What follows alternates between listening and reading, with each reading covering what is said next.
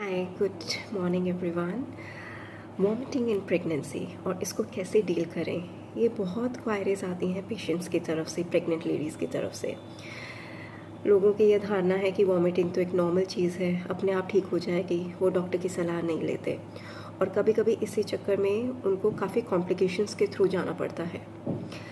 तो आज हम बात करेंगे वॉमिटिंग इन प्रेगनेंसी के बारे में। ये क्यों होती है, किन पेशेंट्स में ज़्यादा होती है और इसका क्या इलाज है, और इसको हम कैसे कुछ घर के नुस्खों के साथ ठीक कर सकते हैं, और ज़्यादा होने पे हमें क्या करना चाहिए।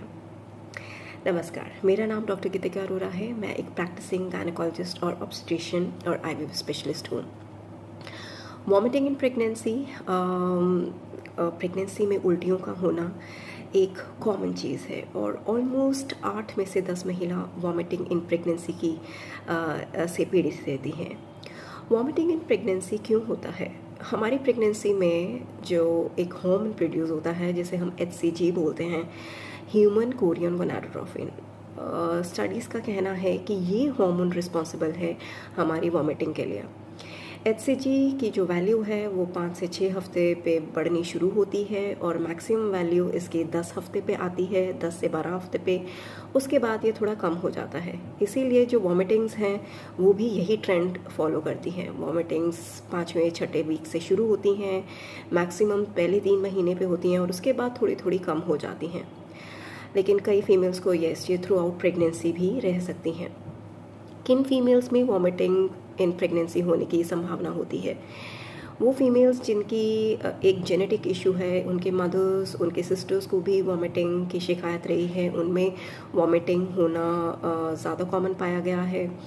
जिनमें मल्टीपल प्रेगनेंसीज़ हैं, एक से ज़्यादा बच्चे जिनके अंदर बच्चे वूम में हैं, उनमें भी क्योंकि HCG हार्मोन ज़्यादा मात्रा में होता है, इसी करके वॉमिटिंग्स ज़्यादा होती हैं उनमें।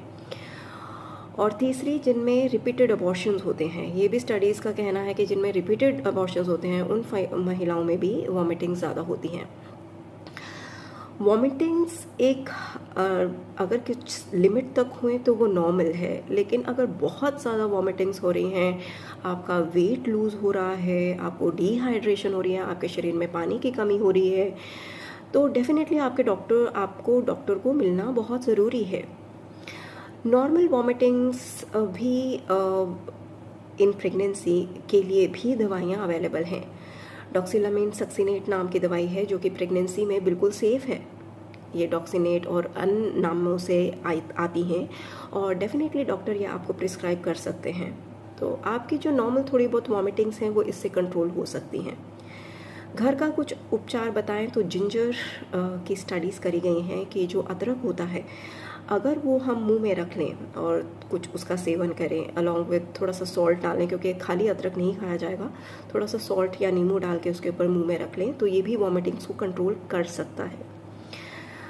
खाली पेट, आप कभी भी बेड से खाली पेट ना उठें। आप अपने बिस्तरे के पास बिस्किट का या रस्क का पैकेट रखिए। आप उठने से पहले थोड़ा सा कुछ खा के उठिए, तो उससे भी आपकी वॉमिटिंग्स में काफ़ी फ़र्क आएगा। पानी खूब लीजिए और थोड़े थोड़े इंटरवल पे थोड़ा थोड़ा अपना मील लीजिए। बहुत हैवी मील एक टाइम पे ना ले लीजिए, क्योंकि इससे भी हमारी जो पाचन क्षमता होती है प्रेगनेंसी में वो कम हो जाती है। तो बहुत ज़्यादा मील खाने से भी हमें गैस्ट्राइटिस और इंडाइजेशन की प्रॉब्लम और वॉमिटिंग की प्रॉब्लम हो सकती है। तो थोड़ा थोड़ा मील फ्रीक्वेंट इंटरवल पर खाना चाहिए। अब बात करते हैं उन पेशेंट्स की जिनमें बहुत ज़्यादा वॉमिटिंग्स हो रही हैं, वो कुछ नहीं ले पा रहे, तो डेफिनेटली इसमें आपको अपने डॉक्टर को मिलना है। डॉक्टर बताएंगे कि आपको कौन सी दवाई लेनी है और आजकल बहुत सी दवाइयाँ अवेलेबल हैं जो कि सेफ़ है प्रेगनेंसी में और आपकी वॉमिटिंग्स को कंट्रोल कर सकती हैं। आपकी इन वॉमिटिंग्स को कंट्रोल करना बहुत इंपॉर्टेंट है, क्योंकि अगर आपकी वॉमिटिंग्स होती रही तो जैसे कि मैंने बताया, आपका वेट लूज़ हो सकता है, आपको सिवियर डिहाइड्रेशन हो सकती है, आपका इलेक्ट्रोलाइट इम्बैलेंस हो सकता है, आपके सोडियम पोटेशियम की कमी हो सकती है, जिसकी वजह से कुछ लाइफ थ्रेटनिंग कंडीशंस भी, जैसे वर्निकेज एनकेफेलोपैथी, ये एक कंडीशन होती है जो कि विटामिन B1 की डिफिशियंसी, थायमिन की डिफिशियंसी से होती है। तो एक्सेसिव वॉमिटिंग में ये भी हो सकती है।